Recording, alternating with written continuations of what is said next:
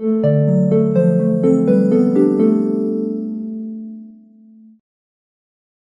And welcome to the world wide post. दोस्तों, Saudi Arabia के related बहुत बड़ी खबर निकल कर आ रही है। मैं हूं एमएस और आज हम बात करेंगे एक नई रिलीज हुई वीडियो के बारे में जो 9/11 अटैक से जुड़ी हुई है। अगर आपको मालूम हो गया तो चलिए और डिटेल में हम समझते हैं। यूनाइटेड स्टेट्स ने रिसेंटली एक क्लासिफाइड वीडियो को डीक्लासिफाई किया है। क्लासिफाइड का मतलब देखिए जी, ये वीडियो अब तक पब्लिक के सामने नहीं थी, लेकिन अब यूएस की FBI ने इसे दुनिया के सामने लाया है। इस वीडियो में ना एक सऊदी अरबिया का आदमी वॉशिंगटन में 9/11 अटैक से पहले लोकेशन के रिकॉर्डिंग कर रहा होता है जहां जहां अटैक किया जाना है।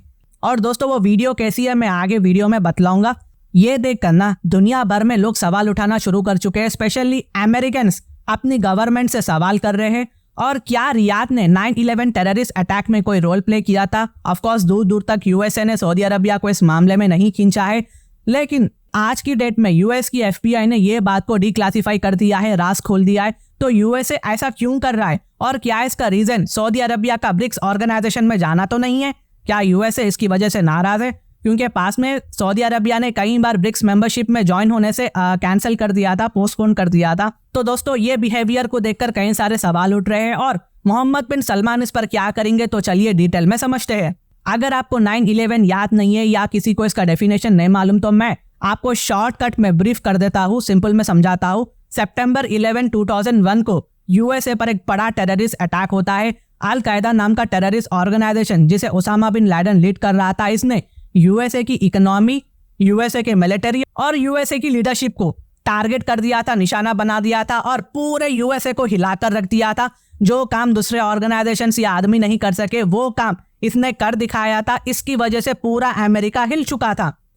इसने वर्ल्ड ट्रेड सेंटर के आइकॉनिक ट्विन टावर को हाईजैकेड 2 प्लेन से डिस्ट्रॉय कर दिया था और दूसरे प्लेन से पेंटागन को भी निशाना बनाया गया था, लेकिन पूरी तरह से डिस्ट्रॉय नहीं कर पाए ये लोग। 3 प्लेन के बाद एक चौथा प्लेन यूएसए की पार्लियामेंट से टकराने ही वाला था, लेकिन उस प्लेन के पैसेंजर्स ने रिवोल्ट करके प्लेन को क्रैश होने से बचा लिया, लेकिन वो पेंसिल्वेनिया में जाकर क्रैश हो गया।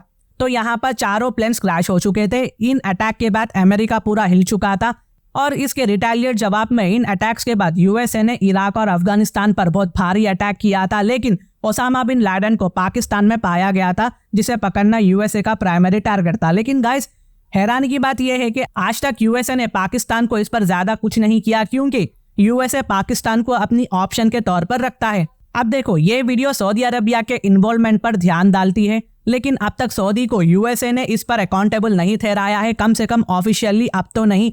लेकिन क्या ये 20 साल से सो रहे थे कि अचानक से ये FBI ने रिलीज कर दिया है? पहले मैं चाहता हूँ कि आप वो वीडियो क्लिप को देखें। A voice on the video says in Arabic, "I am transmitting these scenes to you from the heart of the American capital, Washington." This video, unsealed in federal court this week and obtained by 60 Minutes, was recorded in the summer of 1999. The man behind the camera is Omar al-Bayoumi, who the FBI says was an operative of the Saudi intelligence service.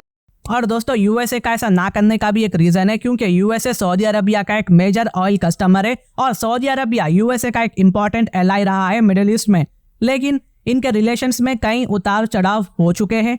अगर वो time USA Saudi Arabia पर कोई action लेता ना, तो आज USA dollar जो position पर है, जो स्ट्रांग होल्डिंग रखता है, वो कभी नहीं रहता। यूएसए के लिए सऊदी अरबिया एक स्ट्रैटेजिक पार्टनर रहा है। अब ये वीडियो डीक्लासिफाई होने के बाद सऊदी अरबिया के इन्वॉल्वमेंट पर सवाल उठाए जा रहे हैं। ज्यादा लोग ज्यादा सवाल कर रहे हैं सऊदी पर। सोर्सेस के हिसाब से कोई आर्टिकल सऊदी का आदमी कह रहा है, तो कोई और आर्टिकल इसे सऊदी का एक इंटेलिजेंस ऑफिसर कह रहा है। एनीवे, तो इसमें एक बंदे को दिखाया गया है जो वॉशिंगटन DC में इंपॉर्टेंट लोकेशंस की रिकॉर्डिंग कर रहा था, ठीक अटैक होने से पहले। अब सवाल ये उठता है कि इस वीडियो का इम्पैक्ट क्या होगा। देखिए, सऊदी के पास 2 रास्ते हैं। पहला, वो ब्रिक्स कंट्रीज को ज्वाइन करने से पीछे हट जाए, क्योंकि इससे अमेरिका को बहुत बड़ा खतरा है और चाइना और रशिया के साथ अपने रिलेशंस को स्लो कर सकता है या फिर प्रेशर में आकर बिगाड़ भी सकता है। अमेरिका यही चाहता है सऊदी अरबिया से। दूसरा, सऊदी अरबिया वो ये मान ले कि ये वीडियो 20 साल पुराना है जी, आपको जो भी करना था वो पिछले 20 साल पहले ही कर देना था। अब 20 साल बाद आप हमें बतलाओगे तो हम क्या करना। और सऊदी अरबिया अपने बचाव के तौर पर यह भी कह सकता है कि वो तो हमारा आदमी ही नहीं है, हमको उसके बारे में कुछ भी नहीं पता, कुछ भी हमारा वास्तव से नहीं है।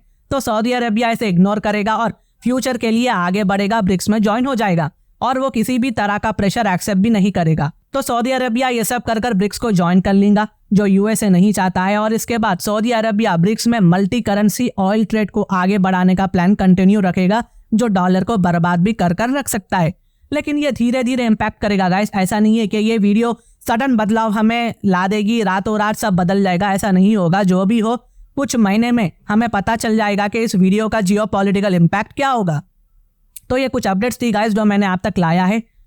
अगर मेरी वीडियो इन्फॉर्मेटिव दिखे तो इंटरनेशनल अफेयर्स के लिए आप मेरे चैनल को सब्सक्राइब कर सकते हैं। Thank you for watching, thank you for hearing, God bless you all.